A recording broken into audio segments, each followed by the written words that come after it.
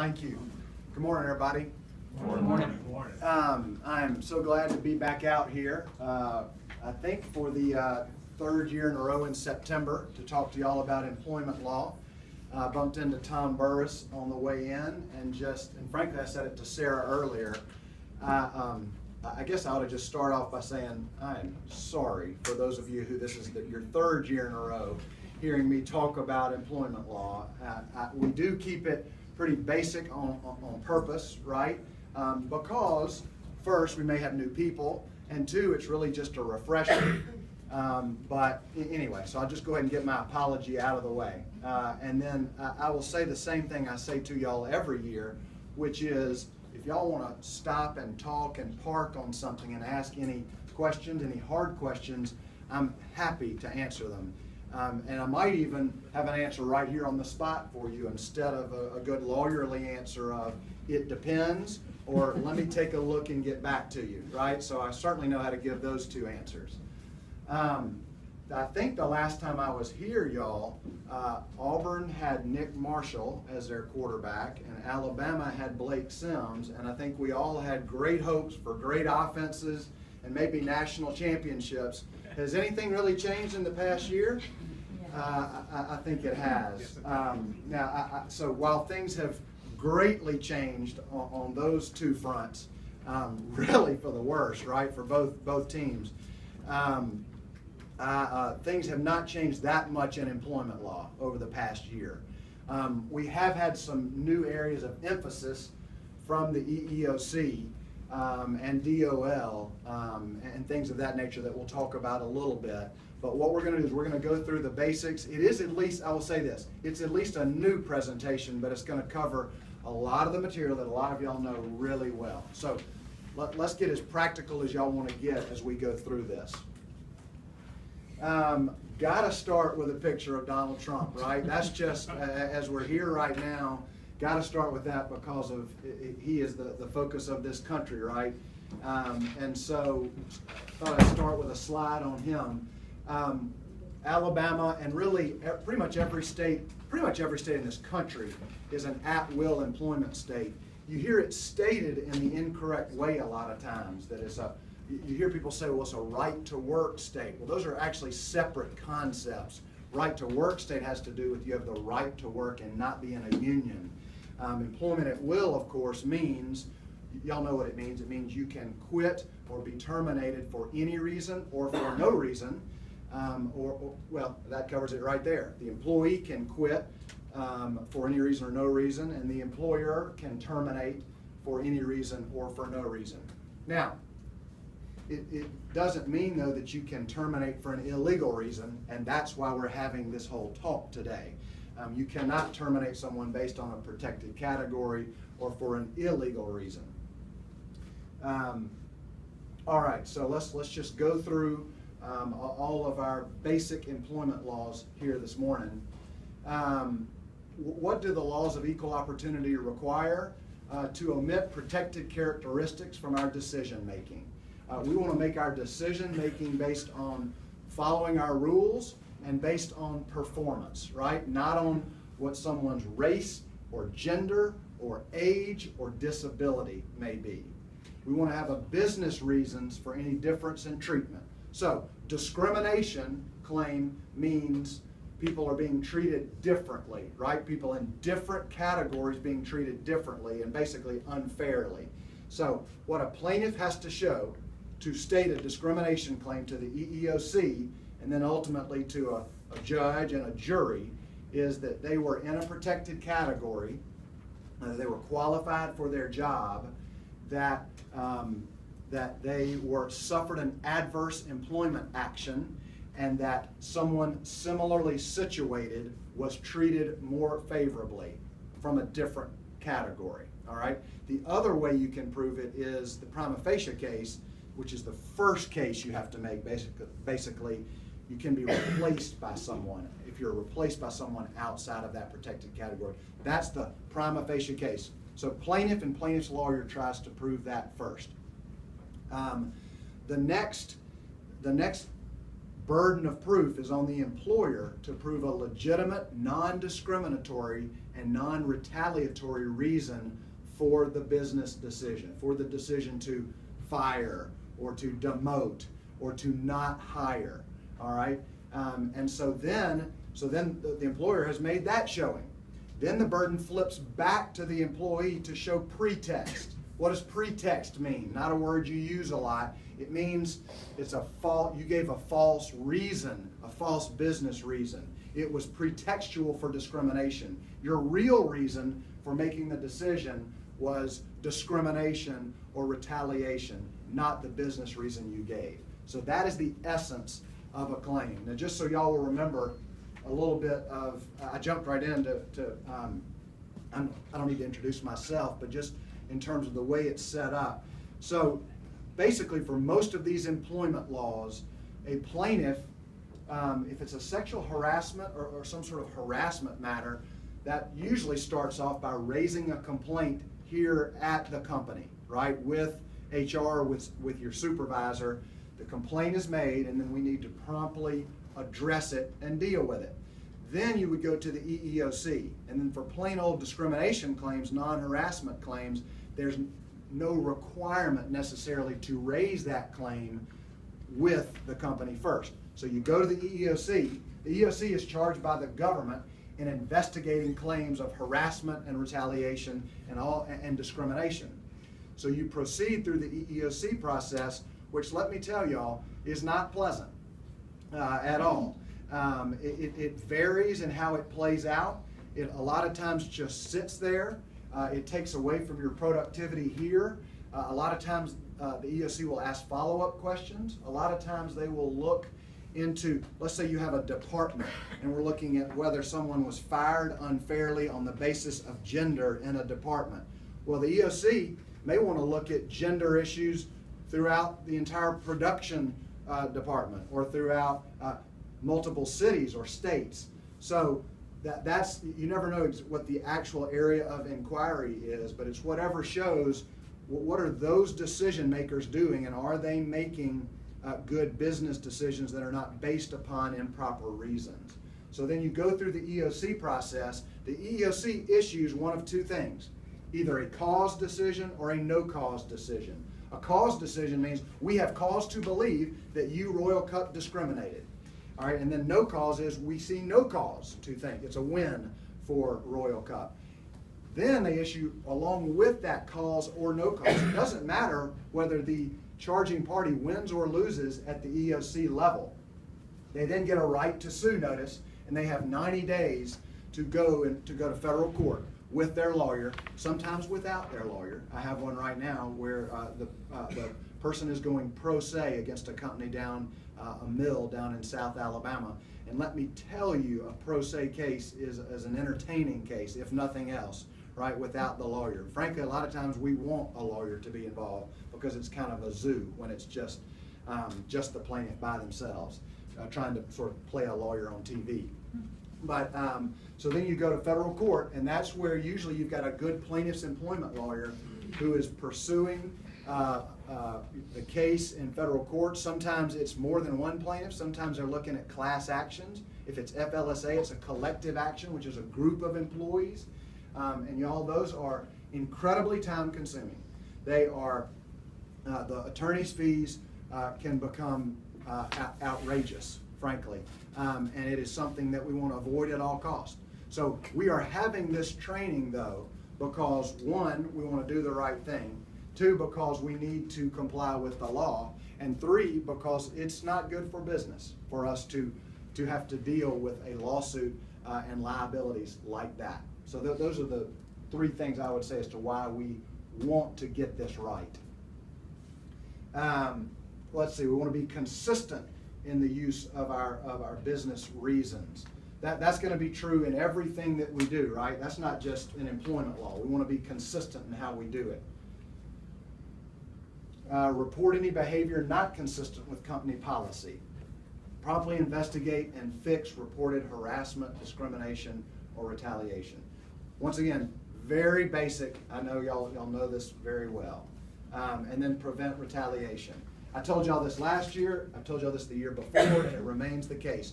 Retaliation cases, we see more and more of them And it makes sense, right? When we are challenged as a manager, when we make a decision and someone takes us on and says that person is racist, that manager is sexist, made a decision for a bad reason, we feel personally attacked, right?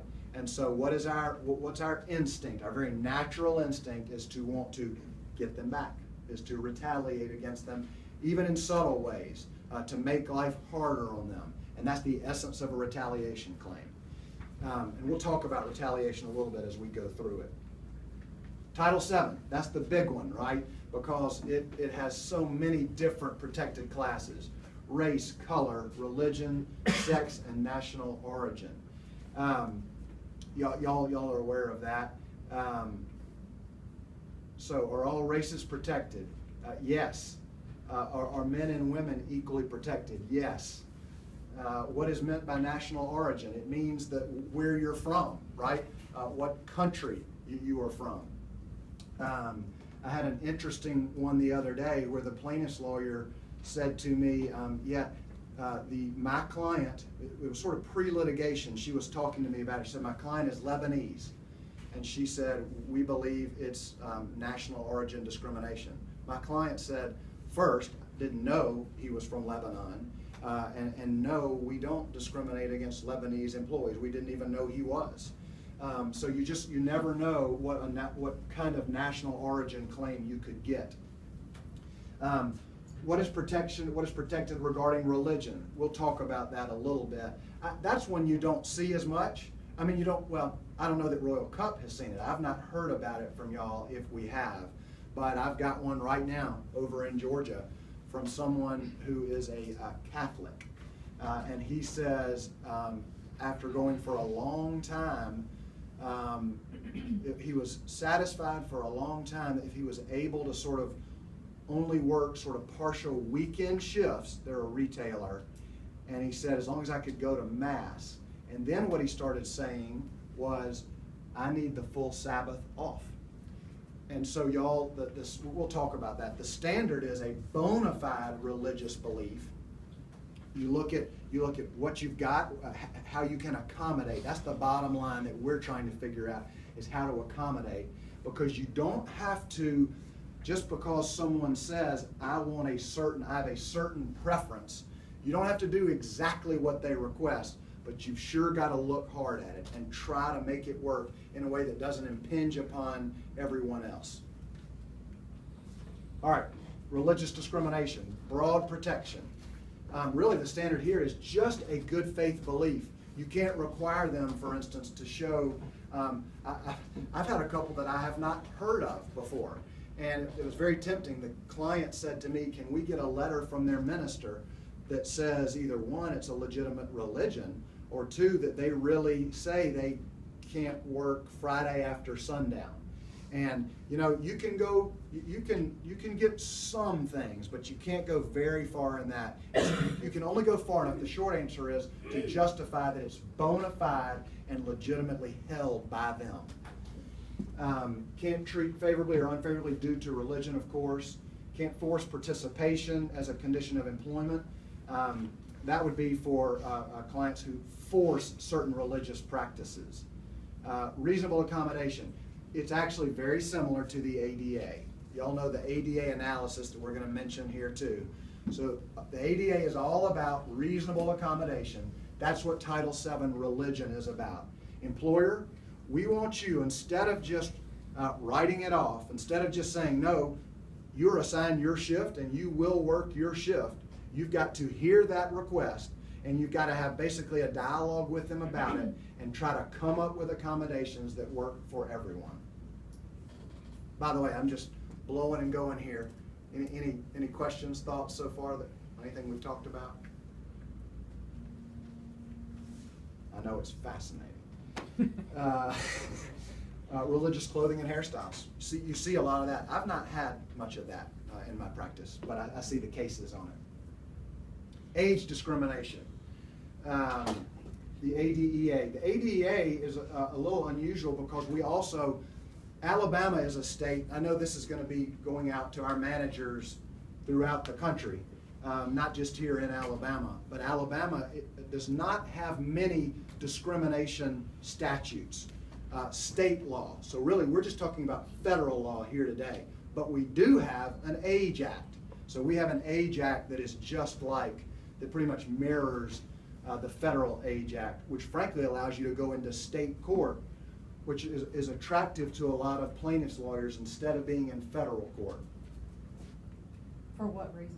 The reason for that is there are a couple of reasons. State court judges in Alabama are elected, and they're very concerned about being elected in the next election cycle. And so they want to take care of all of the constituents of their county.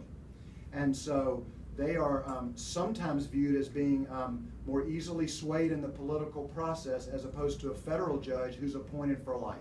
That's one thought behind it. Another thought behind it is federal court gives employers a little more, it's a little more formal, and there's more discovery, and juries are pulled from all over that district of the state instead of just one county.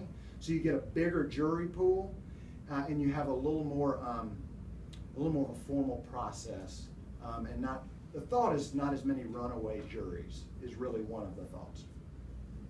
That's a good question though.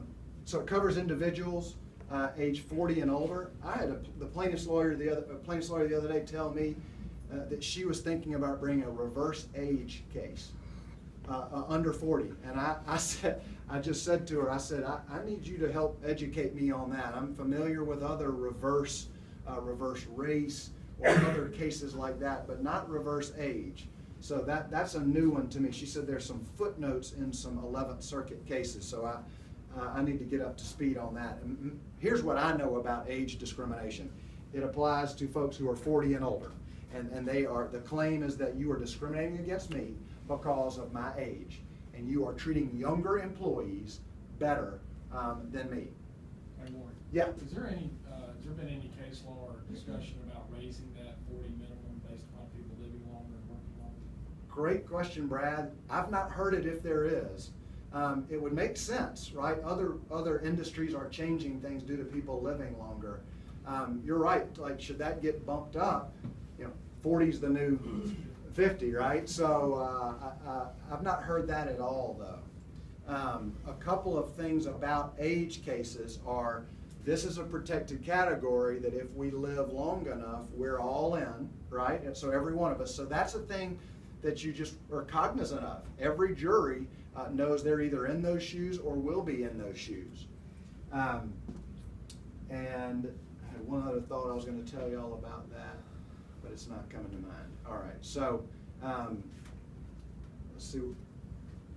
Caution when dealing with declining performance of 40 or older employee. That's it.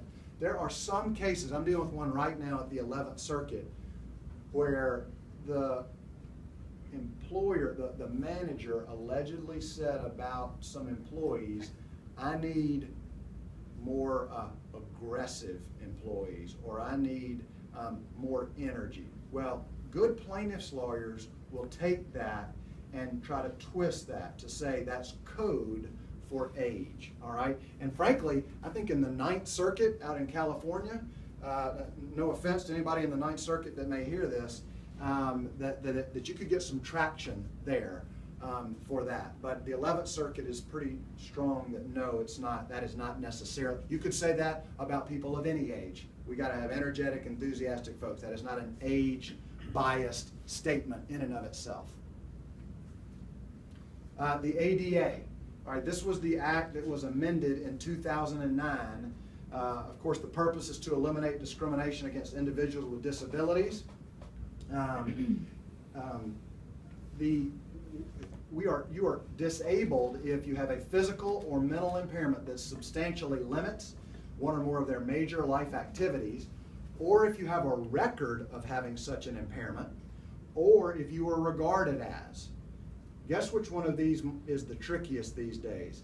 This one, being regarded as, is really tricky, right? Because you say they end up that they either don't have a disability or we didn't know they had a disability. Well, but if you regard them as having a disability, you have to be careful about that. And that would be like regarding someone as not being able to have good attendance, or that's not a good example, but it would be discriminating against them because they are disabled and just assuming they can't do certain things with or without accommodation. Here's what's happened, y'all. In 2009, I've told y'all about this the last couple of years. Congress said, we are going to expand the ADA. So the Amendments Act that came out, I can't believe it's been 6 years ago, they said, we are going to, these cases are getting bottled up. And frankly, employers are, we believe, still discriminating against people with disabilities and getting away with it, basically. So we want to expand coverage to people throughout this country. The way they did it was by, you used to battle first over whether they had a disability or not, and then once you learned about it and there was a request for an accommodation, whether you gave a reasonable accommodation or at least considered it, right? Basically, y'all, now they have said almost everything is a disability. I mean, I'm going to show you the list here in just a second. This shows you alone the major life activities. If they are significantly affected, then you could have a disability. So let me show you some of the examples. Where's the company's protection? Yeah. So with the ADA, there's a lot of thought that most of us, really, it's probably not going so far to say, as most of us could claim we have a disability if we got, maybe for some of us we have to be a little bit creative. All right, so that's where Congress said, we want plaintiffs to be able to prove a disability if they even might have one. Here's because we want employers to really dig in on the interactive process. So when there is a request for an accommodation, we want employers to sit down with the employee and have discussions and say, tell me how we can help you, tell me how you can do your job with or without an accommodation. And they want employers to work through that with employees. The important point about that is the employee doesn't have to use magic language. That's the teaching point. That's the takeaway for y'all here today. Rarely does it come in the form of, good morning, I have a disability and I request an accommodation, right? Those would be the magic words. It's more like, I've got diabetes and it's going to require me to be off for treatment every Friday morning. And you've got a production schedule and you've got shifts and you've got whatever you've got to handle. And it's going to be hard to accommodate that person, maybe. And so you've got to sit down and figure out, what can we put them on a different shift? Can we modify a work schedule? Can we get them something that helps, that doesn't place an undue hardship on Royal Cup? That's where Congress wants it to be, and that's why they did this. So look at these lists of disabilities. Some of these are obvious, some maybe not as obvious. I'll tell you the ones that we're seeing, y'all, that are the trickiest, and y'all may have seen them yourselves right here. Depression, things like that, the mental impairments that you can't see, right? If someone is missing a limb, we see that, we spot that one as disabled, but it's really hard to spot those, and then more importantly, to deal with those. So those are the ones, that fits into the category of, if you've got anything that even might be someone requesting a reasonable accommodation or saying, I have a disability and I need some help, that's HR.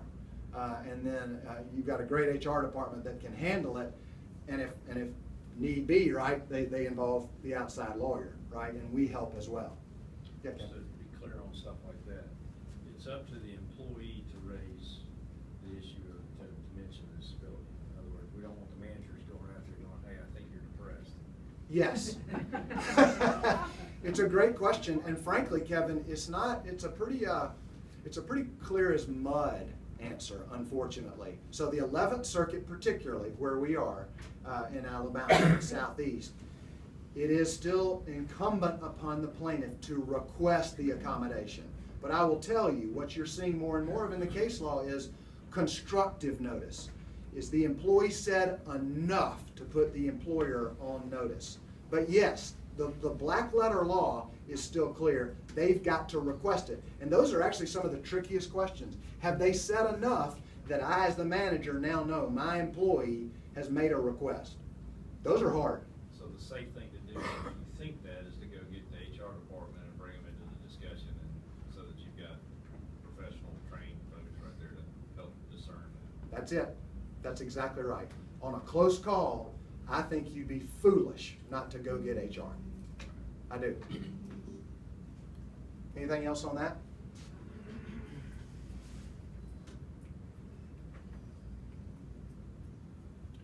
These are the type accommodations that Congress wants employers to look at: modifying facilities, jobs, work schedules, allowing some breaks, thinking outside the box.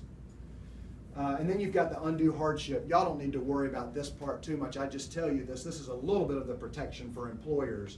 You do not have to give, y'all probably remember this from previous trainings, you do not have to give employees the accommodation they request. See that a lot. I said I needed every Monday or Tuesday after a holiday weekend off. An employer didn't respect that, and we say that's right. We didn't. We looked at that accommodation, and that's not the accommodation that we're willing to make for you. We are willing to make X accommodation, but not what you demanded. That's another one down there, too much of a safety risk. As you might expect, any disability that puts an employee or other employees at risk of harm, the employer is standing on pretty good footing there of making sure they, of how they act. And it gives you a lot of ability to say, no, that's something that we can't place our workforce at risk on that. Our alcoholism and substance abuse disabilities. That's a good lawyer answer of maybe, all right? So it kind of depends. If you are a recovering alcoholic, for example, you can't discriminate against someone for that, as you would expect. Current drug or alcohol use, not protected, but let me tell you, it gets tricky. I had a client the other day that said, my employee just called and said they have turned themselves in to go to get substance abuse counseling. Well, you know what? And they were like, I'm not happy about it, this, that, and the other. And once I sort of got them to take a deep breath, I said, you know what? That's exactly what we want to happen. Now, we'll talk about whether there's protection there or not for their job, right, with the FMLA or the ADA. But boy, most of the battles that I fight are trying to get them to go get the training, right? Or to even admit there's a problem that's affecting performance. So I was like, this is a good thing, whichever way it comes out. What if the individual is a safety threat? We just talked about that. Pregnancy Discrimination Act. This is a part of Title VII. It's frankly it's a big emphasis by the EEOC and plaintiffs' lawyers right now. We're seeing a lot of activity on that. And it's really simple. The purpose is to prohibit employers from treating pregnant employees less favorably than other medical conditions. So pregnancy, you have a temporary condition that's going to render you unable to work. And so guess what the first question is that I ask either y'all or HR? How do we treat other people who have circumstances that will temporarily keep them off work, right? Maybe somebody's in a car wreck. You got employees in a car wreck and we give them a few weeks off or whatever based upon some leave. Well, we've got to consider that when we've got a pregnant employee. And these come up in all sorts of scenarios. A lot of times it's FMLA related, right? You get maybe unpaid leave at a lot of employers. But there are a lot of questions wrapped up into this. And so it's a tricky one, and we're talking to HR about if you have any questions at all. Is reasonable accommodation required? You know, it's not a disability. It's a short-term condition, right? So it's not an official disability. How about this? Must we make light-duty positions available to pregnant employees? Well, that is an area of emphasis right now that basically suggests that if you do it for other types of folks that have short-term conditions, you need to do it for pregnant employees as well, all right? Workers' comp is an exception to that, right? I'm pretty sure we do that as a matter of course here. So I think that would be a possible exception to my last statement. But if we do it other than that, that's where I would have a real concern about it, that we might be looking at a pregnancy discrimination issue. Okay, USERRA. I don't know that y'all seen much of this. I get cases every so often. Any leave for military service is protected. Employees returning have reinstatement rights. Y'all probably know this. These are the basics. Employees injured on the job, on duty, have 2 years to recover. That would be the real serious. These are the new amendments here on USERRA. And then the escalator principle, when they come back, they need to sort of be put back on the escalator as if they had not been on leave at all in terms of their benefits and things of that nature. And then you can't discriminate against employees in the service or in the reserves, right? Some basics there. Does pay continue during that time or not? No. This protects their ability to come back. That's right. That's right. It's job protection, basically, and escalator. Does escalator apply to pay when they come back? It does. It does. All right, what is harassment? Taunting, belittling, hostile or threatening behavior regardless of protected class status. You hear about sexual harassment the most, but it's on any protected status. I have a plaintiff right now claiming disability harassment. So it's any other protected status. Even though sexual harassment is the one that sort of catches your eye the most. What about if I unfriend you on Facebook? Is that, yeah. I read that last night. That's right. All right, so what are the claims? It can be discrimination based on sex, invasion of privacy, outrage, emotional distress, assault, and battery. All right, so what's unique about harassment is it's not just federal. There are two things I'd say that are unique about it. One, well, there are several. One is there does not have to be a discrete act, right? There doesn't have to be a termination or a demotion, an adverse employment action. A hostile environment is enough, all right? So that's pretty unique to these other areas of the law. Another thing is you've got state law claims that usually go along with it instead of just the federal Title VII hostile environment claim. The third thing about it that ought to catch your attention, if nothing else, is guess who gets sued a lot of times along with the employer? The manager. That's right. Individually, and guess what? Unless you've got a really good homeowner's policy, you may not have coverage for it. So you could be sued for harassment individually. And so that's something to be wary of. And so it gives you an extra incentive. You're going to try to get it right anyway, right? But it's a little extra incentive to make sure you're not allowing a hostile environment claim to occur. Who can be the sources of harassment? The most obvious, supervisors, managers, and co-workers. How about this, though? Not as obvious. Third-party harassers, customers, relatives that come into the workplace maybe, independent contractors. So the law wants, of course, us to provide a workplace free of harassment to all of our employees. And that's what we want. And so they're saying that's how far you've got to go, employers. And so what it says is, employers, you get you a policy and you train your managers on it and maybe have a handbook on it. And then when complaints are made in the right way, that's the important point, when they're made to the right people in accordance with your policy, Royal Cup promises to look into them and investigate and be prompt and address them, right? And say either we don't find any merit to them or we do, and here's what we're going to do as a result of it. So that's what the law wants us to do, and it gives employers protection when you do it that way. Warren, in terms, Yeah. with regard to independent contractors, is our responsibility to make them aware of harassment training, or do we want the contractors to provide it to their employees when they come out? That's a great question, Kevin. You know, I'll tell you how I'd answer that.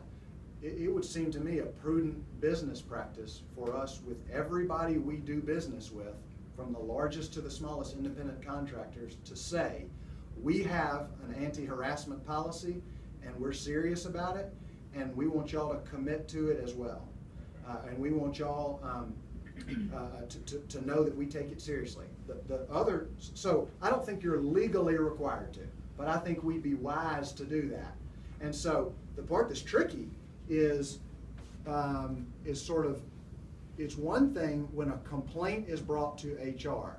It's a little trickier when just some manager, let's say in a remote area, learns of something like an independent contractor saying lewd things to an employee that offends them. All right? So then that manager's on notice, and if that manager sits on it, we may have a problem. If that manager doesn't get it to HR and doesn't start dealing with it. Now, here's what our ultimate answer would be. That employee knows, because they've signed our handbook and they know our rules, that they're required to report to certain people. And if they don't, we have a defense available to us. But I can tell you those get tricky, because they say, the company knew. Most of our contracts that we sign with large companies require us to recognize their anti-harassment policies. Yeah. And put liability back on us. Yeah. Just while we're on that, we just take it to, as a side note, but we ought to talk about a strategy with contractors for safety, harassment, all of those things that we would be positioning World Cup to make sure we've got a list of vendors, contractors that are in there all the time. I think you're right. Because really, see, they're part of our team of getting it done for Royal Cup, right? They're just not technically Royal Cup employees. Right. That's right. It's certainly the environment that our employees are working in. They're a part of that environment. Your responsibilities, report any potential violation, even if the recipient doesn't speak up. Y'all hear that? I hear that all the time. This employee told me that X employee in their department was sort of coming on to them or asking them out repeatedly after saying no, right? Something like that, which could absolutely be harassment. And they said, don't say anything. Please don't. I don't want to deal with it. I don't want them mad at me. I don't want to be viewed as a tattletale. And I hate to say it, once they've said it to us, I don't care. I don't care about those other concerns. We've got to deal with it from the company perspective. Y'all know that. Stop behavior that may violate the policy. Do not leave it up to the recipient to figure out how to handle it. Rights employees think they have.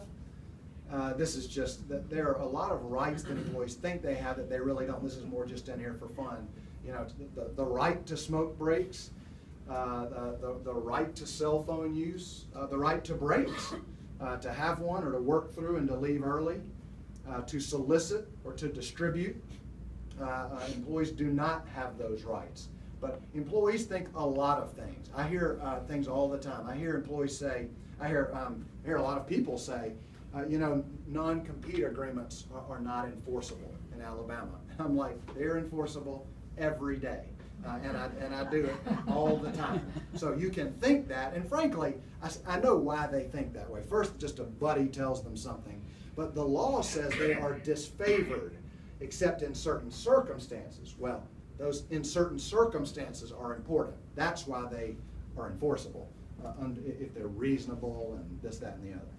So back up real quick, question Sure. on breaks. The right to have one, that's a bit? Yeah. Yeah, well, so, yeah, we probably give our employees breaks, and they're still on the clock. And this is not intended to be an FLSA discussion, but that's right.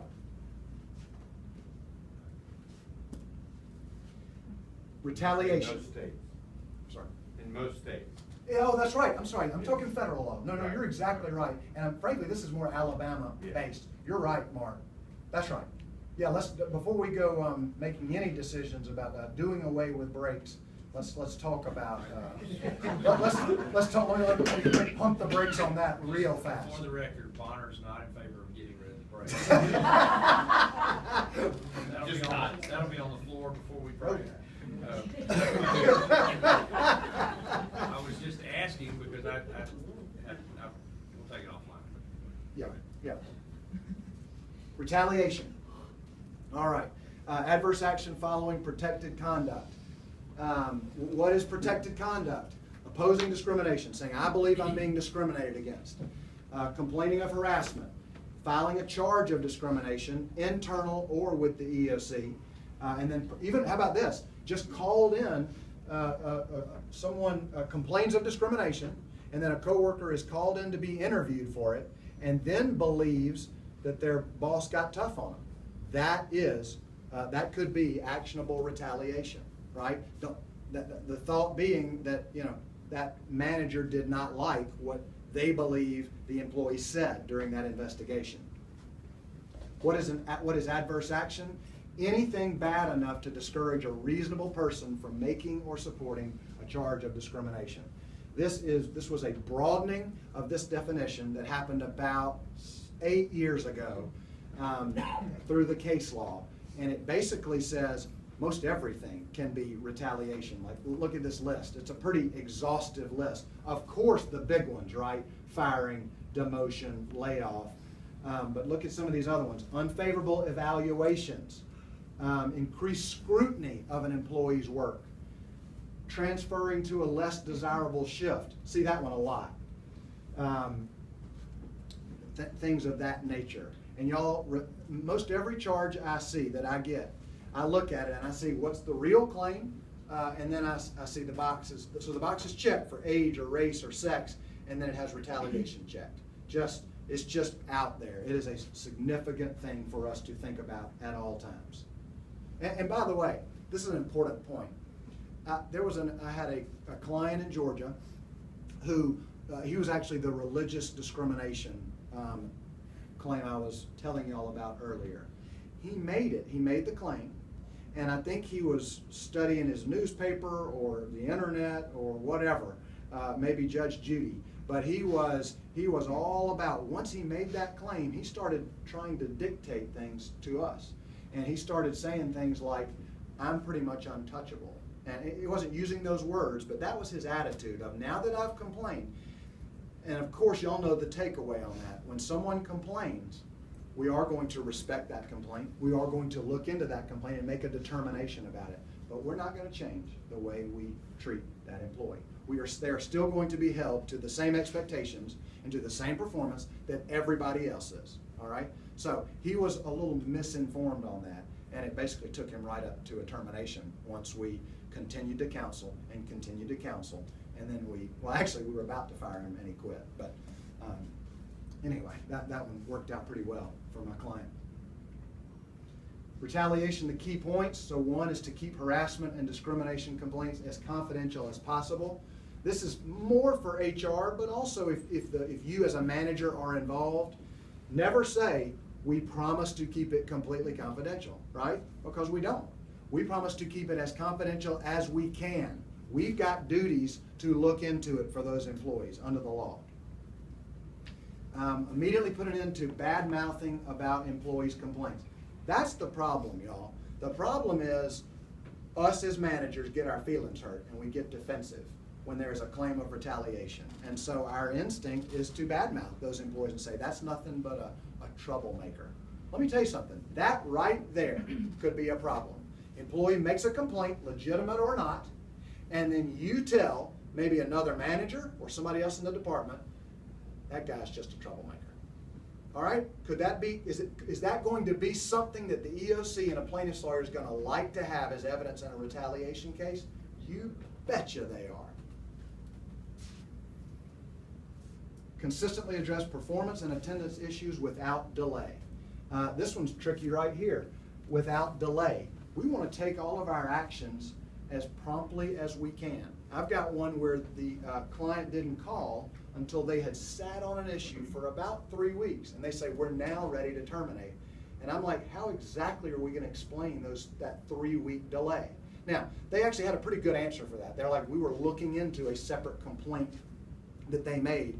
They had the performance problems back here, and then they made a complaint, so we've had to look into it, and now we're going to terminate. Well, that's okay, but we don't want delay. We need to be prompt in the way we look into these things and make decisions promptly. Let me give you one other example that may be helpful. This is a healthcare facility in South Alabama, and a woman an employee was abusive to a patient. One statement. She had a perfect 20-year record. but she made one abusive statement to a patient. For that facility, that's serious business. It affects their accreditation, it affects everything. And so we talked through that whole thing. And I said, y'all, you're saying a perfect record. They're like, she's really been a good employee for 20 years.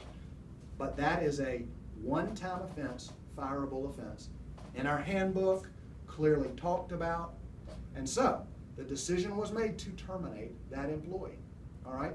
And so one of the things we looked at is, are we being consistent with past practice? Has it come up before?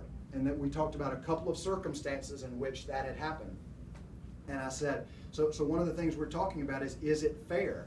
And she was on notice about it. She made a mistake. And so then even to make it trickier, she was off and she wouldn't come in because we wanted to do it face to face to call her in. I mean, my client did. So she was off and we couldn't get her back in. Then she lobs in a letter that says, I have been treated for some sort of surgery. I've been on medication and it's made me unstable lately and it's caused some disruptions. All right? Anyway, I'm going into too much detail, but sometimes that's more interesting than hearing the boring stuff. So now, are we in ADA world? Well, you know what had already happened? First, it was too little too late, basically, was my view on it. You know why? Because we didn't know anything about that. That was the first we'd heard of that. And it's unfortunate that that may have been the cause of her behavior. We had made the decision to terminate. We just hadn't articulated it yet. All right, so timing matters on things. And that's one of those that may sound like a harsh result, but you know what? The expectations were there. We were consistent with past practice, and we made the termination decision.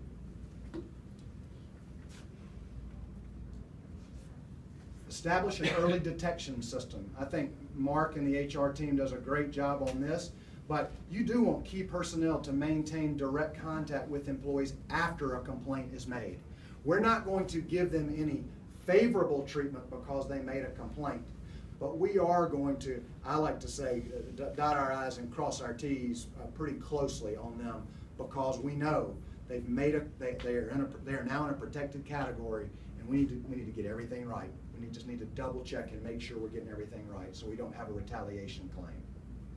Document the company's commitment to non-retaliation. We do that. Well, this says to the complaining employees. That's right. Consider the timing. We just talked about that. All right, employee discipline.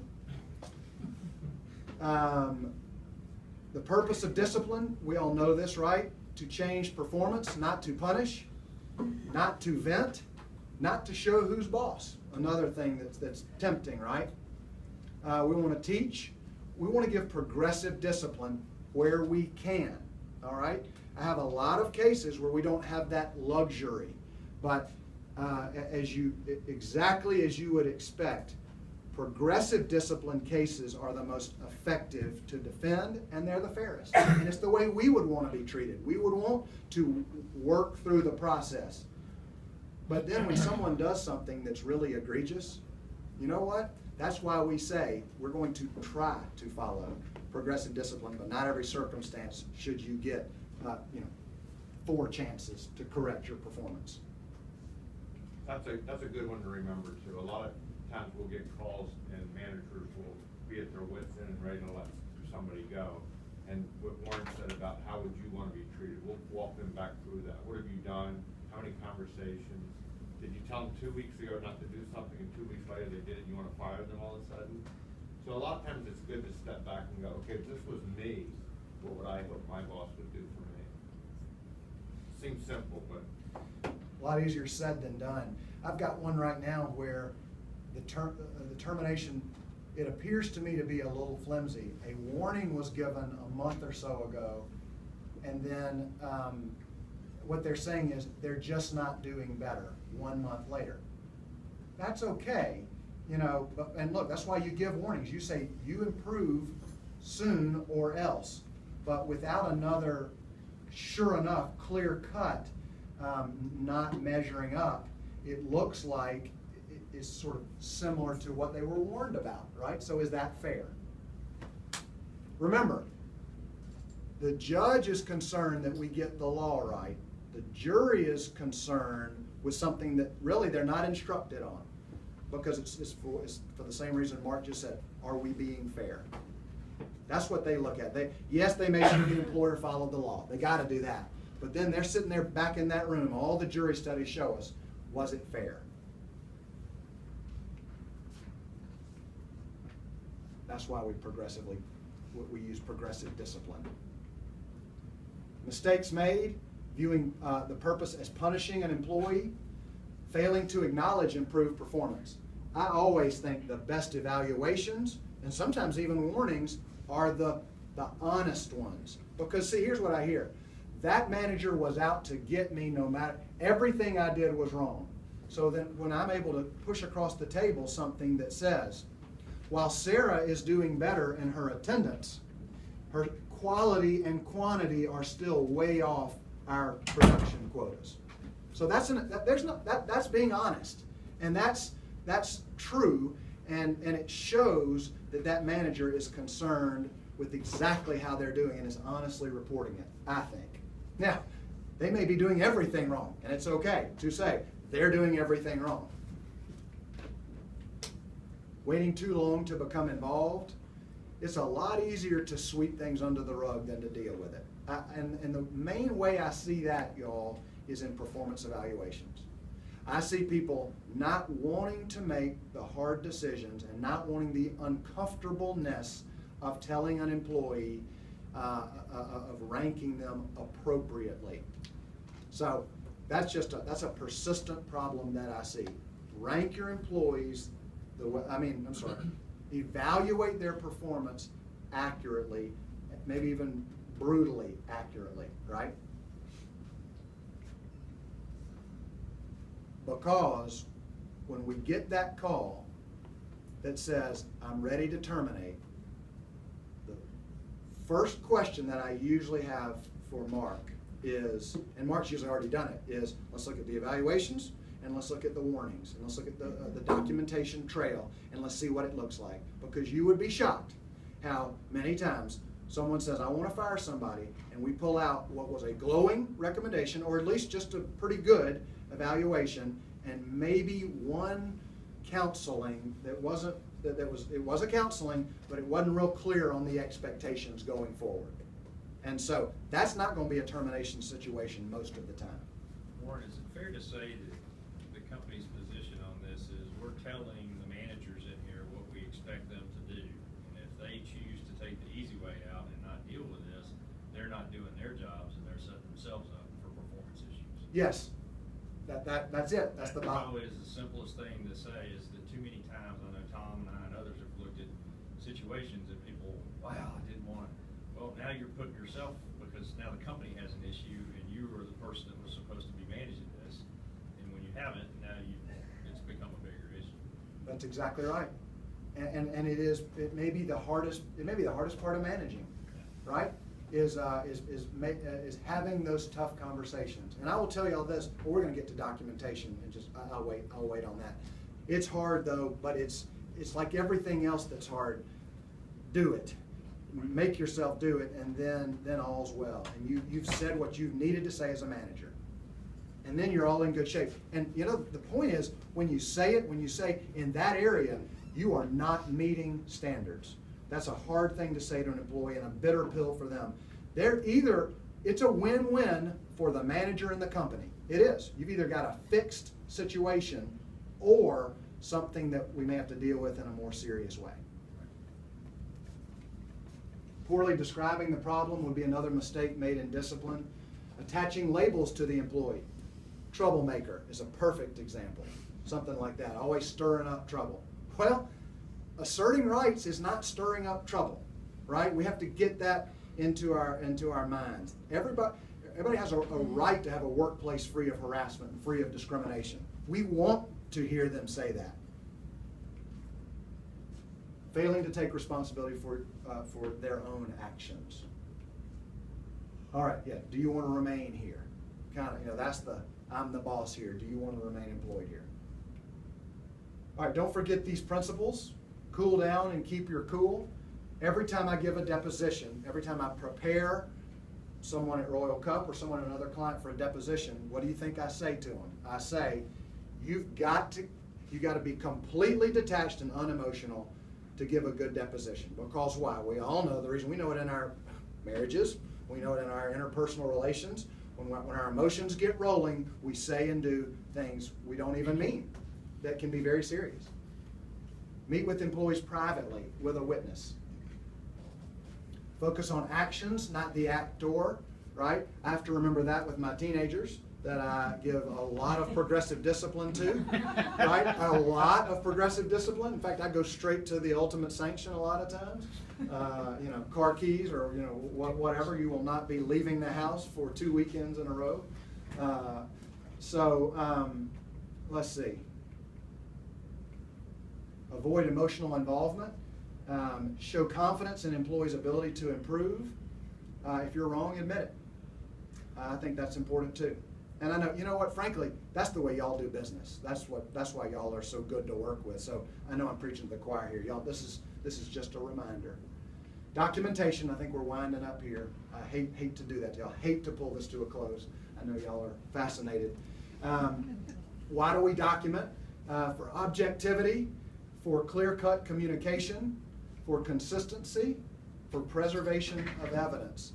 If you give somebody a verbal counseling, the easiest thing to do is just to verbally counsel them and be kind of proud of yourself.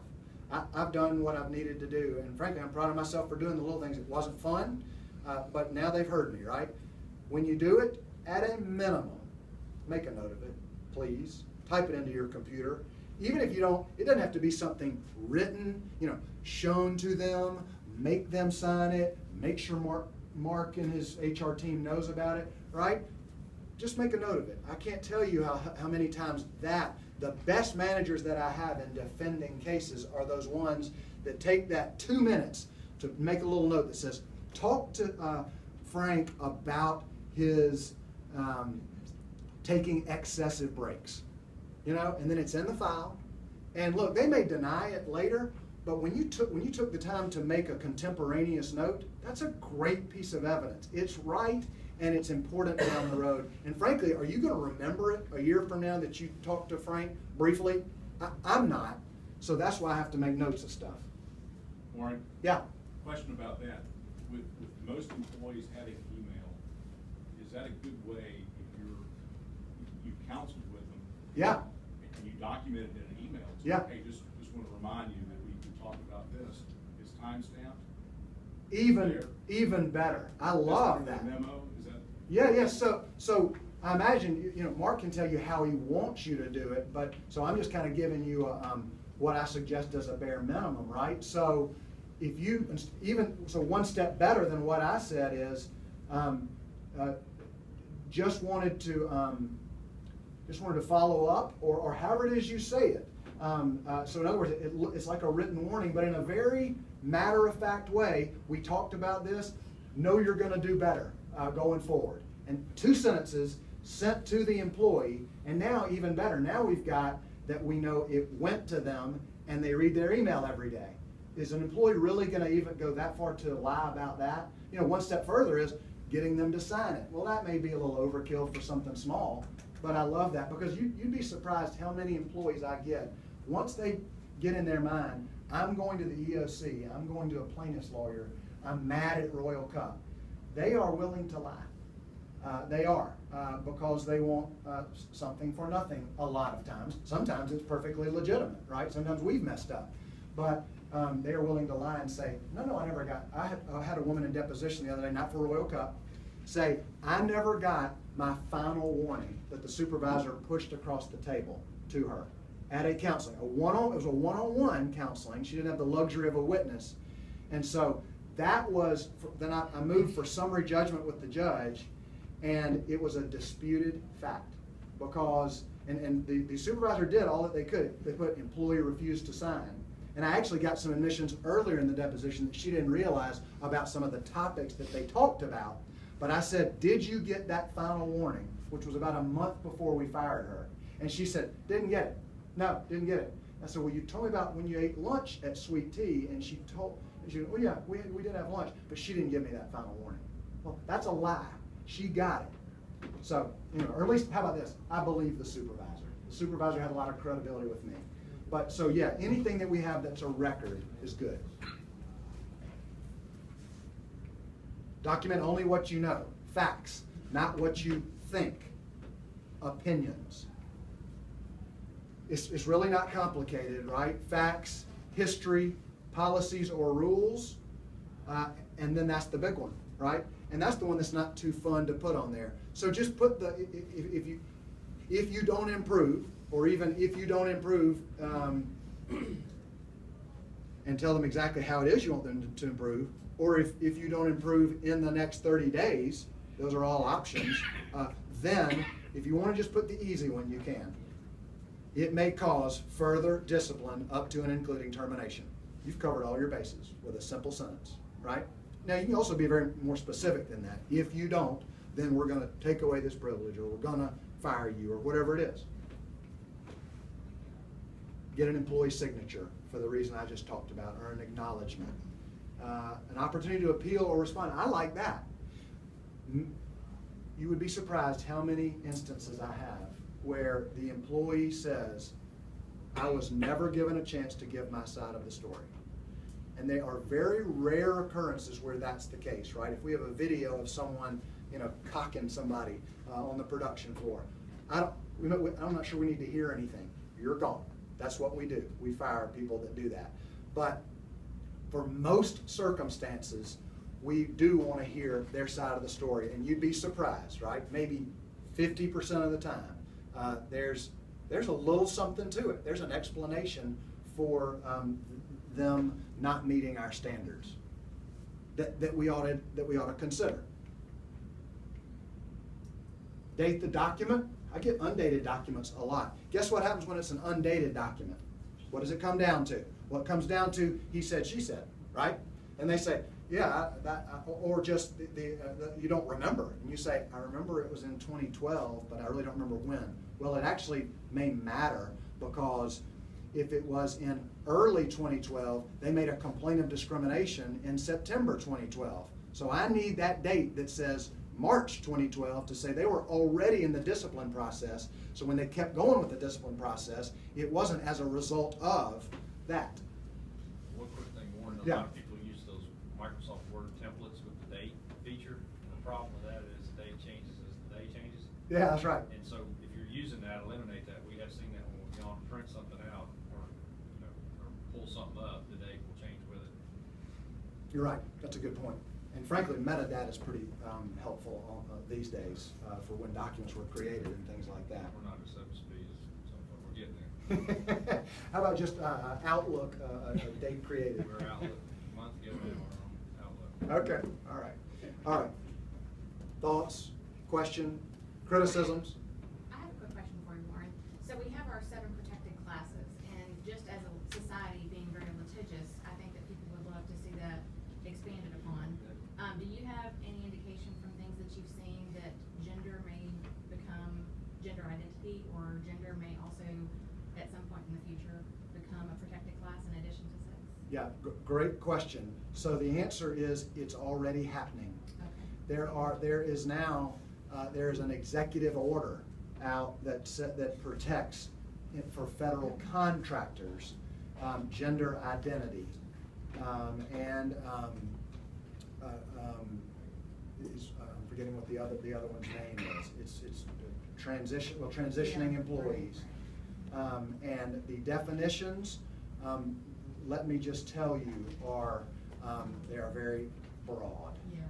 Right? And so I was just reading the other day in the executive order, it said gender identity is what one believes their gender to be, not the gender that was, the word said assigned to them, which it's an interesting definition. Maybe that's the best way for me to say it. For the record, we're a federal contractor. So, and then what's happening with Title VII is EEOC's current position is they are going to view gender identity and sexual orientation. That's it. Sexual orientation is the other one. They're going to view harassment and discrimination against folks for that reason as on the basis of sex to fit into this category. So it's coming. It's coming. Yeah. All right. I think one of the lessons I'd like to share is, and it goes back to the dealing with performance reviews and employees that need coaching and counseling. We've tried to, sorry Warren, but we've tried to move away from the word progressive discipline. Okay. Because it sounds like when you start the process, you're disciplining them. And we prefer to use the term coaching and counseling. Because you're really, as we said in your slide, the purpose of coaching and counseling is to get them better. That's what we want to do. We've invested in hiring them, we've onboarded them, we all obviously thought at some point they were a good employee. So that we coach and counsel to help them get better. However, if they don't, we coach and counsel them to find, as Rich Carlton Rich Carlton says, we release them to the competition. I like that. But I think it's really important to remember that it's one of the hardest things as a manager to do. But I'll tell you that there's this old theory called easy, hard, hard, easy. If you take the easy way out, you're going to have to make the hard decisions later anyway. Your job's going to be harder, productivity's not as good, your team's not as efficient, and sooner or later you're going to have to make the hard choices. I think it's flip that. Make the hard decisions first, get them out of the way, get that person that's not fitting moved on to another department, another job, another company if they have to. And then your job gets so much easier when you surround yourself with people that see the same vision or heading the same direction. So just try to remember that easy, hard, or hard, easy. I talk to managers a lot about that. It's hard to do the hard things. That's why they're called hard. Get them out of the way and your job will be much easier. And that goes with coaching and counseling and progressive discipline or whatever term we want to use. And documentation. It's not fun to sit somebody down, put a piece of paper in front of them that says they're not doing what you want them to. But as Warren said, another great example, he does it with his kids. How many people here have kids? Would you ever ignore the fact that your kids aren't performing to the level you want them to? Of course not, because you owe it to them, you're responsible for them. You kind of owe it to your employees too. If they're not doing what they were supposed to be doing, you owe it to them. And 90% of the time, they know it. They're waiting for you. How come he hasn't talked to me or she hasn't talked to me about this yet? When I took the job, they told me attendance was really important, but I've been late 5 times in the last 2 months. Nobody said anything. They know that they're just waiting for you to do your job. So, great stuff. Great point, Mark. And so, yeah, on the whole counseling thing, coaching, counseling, that's exactly what we're doing to try to get them back on the road. That's exactly the goal, and that's the way I think we ought to think about it. We got a question? Yeah, I was just gonna ask, we do paid breaks here? Paid breaks? Yeah, we do paid breaks, two paid breaks and lunch. If we allow employees to leave company property on the clock, does that put us at risk?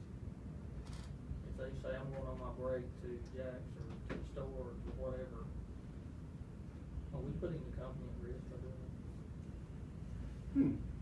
You're talking about 15 minutes, the 15-minute break? That's right.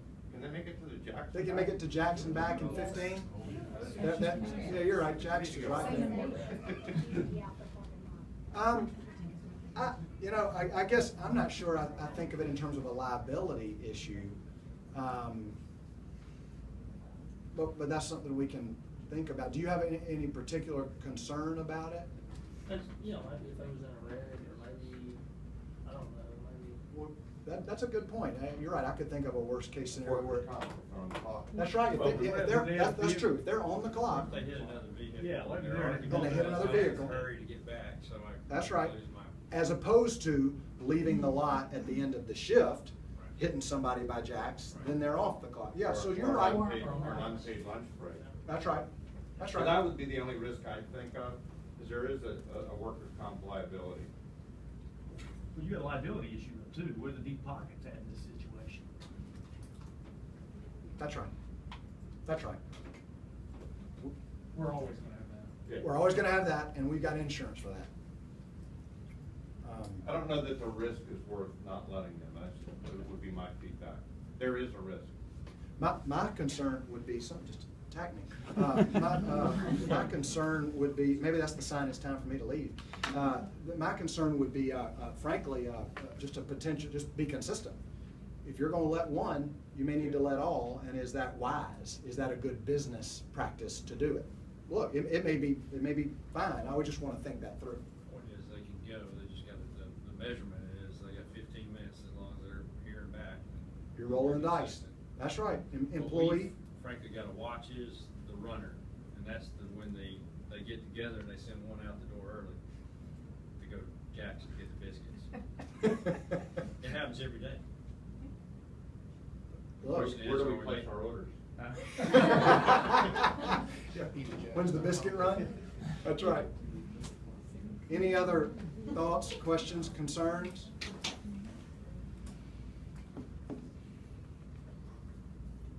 Okay, all right, thank y'all. Thank you, sir. Thank you. Thank you.